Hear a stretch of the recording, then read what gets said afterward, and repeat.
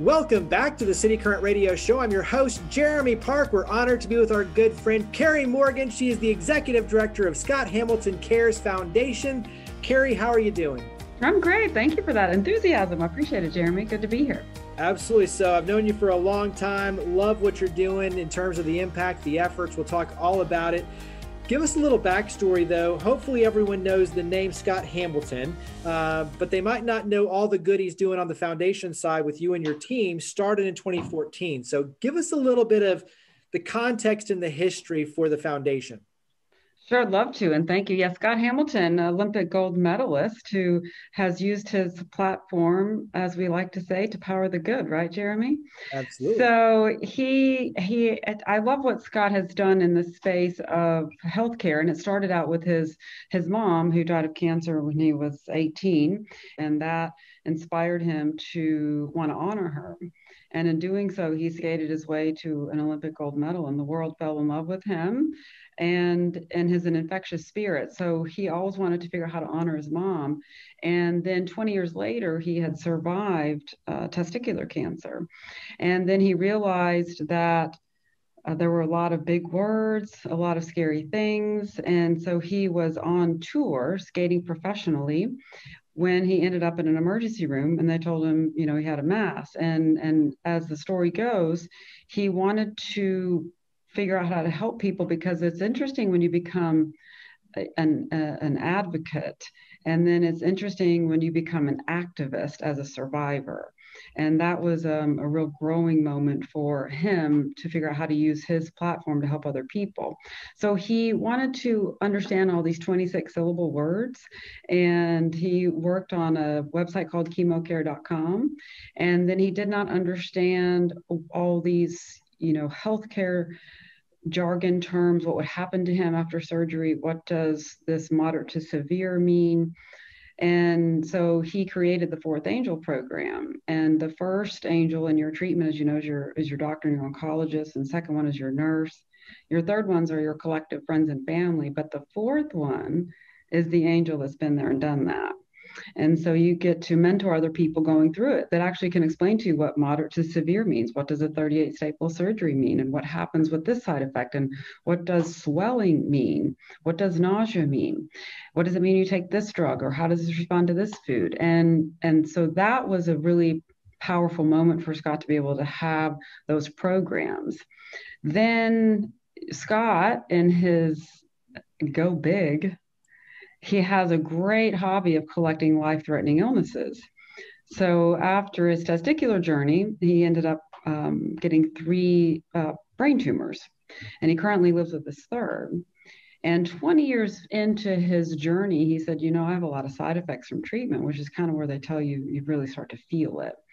And several years ago, he said, I really want to fund immunotherapy. And I was like, I don't think people are really ready for that after someone who's been involved in a lot of cancer and just general knowledge of research. And he said, well, it's the way of the future, which I thought was pretty bold. And he really wanted to do something in bigger because he has a gold medal. And he decided that he wanted to fund immunotherapy. So he took his endeavors and he powered his nonprofit to really focus on precision targeted therapy. And so we like to say that we fund advanced innovative treatment that treats the cancer and spares the patient. And so it causes less harsh side effects is ultimately what we're in the middle of funding. And it's all specifically for cancer and not one particular cancer, because we're funding immunotherapy. A big part of your effort too is around convening. And so talk about the convening aspect of what you're doing to really find more holistic solutions and to be able to innovate. Well, one thing I like about Scott is that he doesn't operate in a silo. And our acronym is CARES. And it's cancer for alliances, research, education, survivorship. So because of cancer, you need to have alliances and you need to fund the right research and you need to be educated and you need to get survivors. And in that process of the alliance space, it can be donors, it can be researchers, it can be individual mentors and fourth angels. And the whole concept is how do you get the right people and how do you integrate and be less siloed? And I think that was also pretty innovative, and especially 2020 taught us all not to be siloed because you can't get too far without the help of others. And so we really partner with like-minded people in the cancer space, and we really fund with great alliances and NCI accredited researchers to help fund this specific form of treatment. And we have a nice scientific advisory committee that helps us stay in our lane. Obviously, I'm not a scientist nor an expert in that field, so we get to lean on all the right smart people to help us vet the best peer-reviewed research into clinical trials to get survivors. What does success look like on your end? Obviously, it's raising money, but that's a small piece of this. So what does success look like? That would be interesting to ask myself that. And Scott, I think Scott's version of success would be that we wouldn't even be having a conversation because we find a cure for cancer, right? My version of success, because he has a big vision, and my version of success would be scaled down into making sure that people are educated in their treatment options because we get so panicked and you just want to get treatment right now, which might be the best thing for you to do, but you also need to make sure, wherever you're sitting across from is whatever you're going to be sold. So if you are sitting across from chemotherapy or radiation oncology or proton therapy or holistic approach, and as Scott says best, you could be at the Toyota dealership, but you might need the Ford across the street. And so you've got to test drive a lot of cars and figure out what your best treatment modality is, because there's about 7 different treatment modalities. And so I think education is important as an advocate for yourself. And then I think for us, what does success look like is obviously continuing to fund our research and our researchers so that we can fund our clinical trials so that we get more survivors. Because ultimately, in the space of what we're doing, cancer's not going away. And it gets to be more complicated. It gets to have different strains. And what we're trying to do is stay ahead of that so we can fund the right treatment, so we can make sure that people have less harsh side effects. And Scott said something really powerful in terms of an emotional metric of success is, he looked around at 18 and felt very lost. And he said, nobody should ever be 18 years old and not have their mom. And so you look at all these people that need to watch their kids grow up and graduate and have grandchildren. And so our emotional metric is that we fund powerful treatment, the right treatment, so that people can grow up with their families. Yeah, absolutely. What do you wish everyone knew in terms of the innovations, the clinical trials? What's something you want everyone to know around that side of pushing the envelope?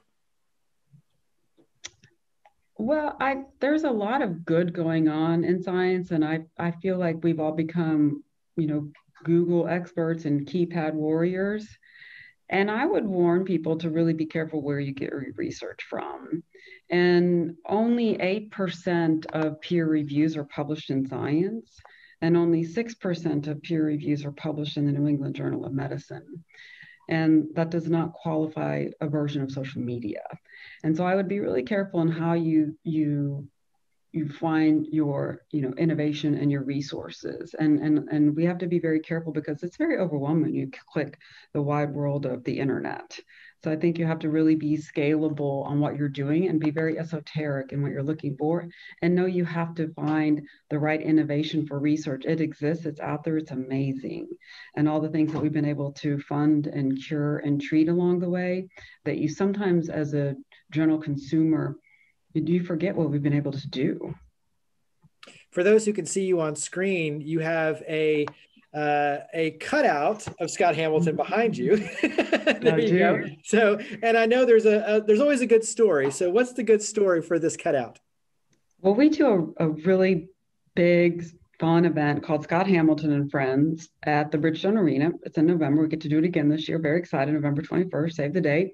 And Scott's a genius at being a producer of live ice shows and live music or skate shows, right? And so that's what we get to do. And that's how audiences really fell in love with him, was he gets to have all these ice skaters out there doing their thing as exhibitions. And we did it, and a lot of people, as a part of our sponsors, get to be a part of the VIP experience and our dinner. So we have a kiss and cry booth, because in skating, when you get your scoring on national television, you're either going to kiss or you're going to cry, right? So that's why it's usually sponsored by Puffs. So we always want to have Scott in the photo on our big, huge celebration night. And we're with, about 1,000 of our closest friends. And so we can't ever find Scott, and everyone's gotten the picture. So I said, we can just get like a life-size cutout of him. So we got it. And Scott loves his victory hands, as you can see. That's one of his favorite images, victory hands. And I went to pick him up and I thought, ooh, I don't want to scratch him. So I had to put some bubble wrap around him, put him in my hatchback, and I sent a selfie and I took a picture and I said, it's not very often you get to wrap your boss in bubble wrap and put him in the hatchback of your car. So obviously that's one big event, but you have a lot of other ways that people can plug in. So talk about, you have Steps to Stop Cancer, the Summer 5K, you've got a Race to Trace, you've got a lot of good stuff going on. So talk about other ways the community can support your efforts. Well, thank you. Yes, we have an upcoming Summer 5K. As we know, we all want to be active, and you got to take care of your bodies. If you don't, you'll be taking care of it in other ways. So we'd love for people to join in on our Summer 5K and stay active. And you can sign up on our website. And we do a program called Skate to Eliminate Cancer. And a lot of people that have followed hockey, synchro skating, Scott's career, they remember the compulsory figure eight that you had to master. And so eights are very popular in the ice arenas. And obviously, Scott mastered them. And he was born on 8/28/58, so he was destined to do something on the ice. So we have a skate, SK8, to eliminate cancer, and we trademarked it. And we get to skate to eliminate cancer through various rinks around the nation. And we get to partner with the NHL and all the leagues out there. We get to partner with a lot of ice skating communities. And it's obviously a great program for us because Scott's iconic in the field. And it's great because we get a fun audience we get to work with that supports us. So think of a 5K on the ice. You bring up a good point in the sense that headquartered in Nashville, but your efforts really are nationwide in terms of impact, scope, and even larger than that. So talk about the collaboration and the approach and everything on much more of a grandiose scale in terms of what you're doing. Well, it is interesting. Scott lives in Nashville with his family, his wife and his 4 kids. He has 2 biological and 2 adopted kids from Haiti. And it's great to live in Nashville, be part of Tennessee and the volunteer state. So we also have this concept, as you mentioned, that we get to collaborate with a lot of people. And as Scott doesn't want to be a silo, every time we go to a city location, we get to partner with organizations, healthcare organizations, and we get to raise money for our research, and we also keep money in those communities. And they could be ancillary care, because not everybody has an immunotherapy research fund or lab there.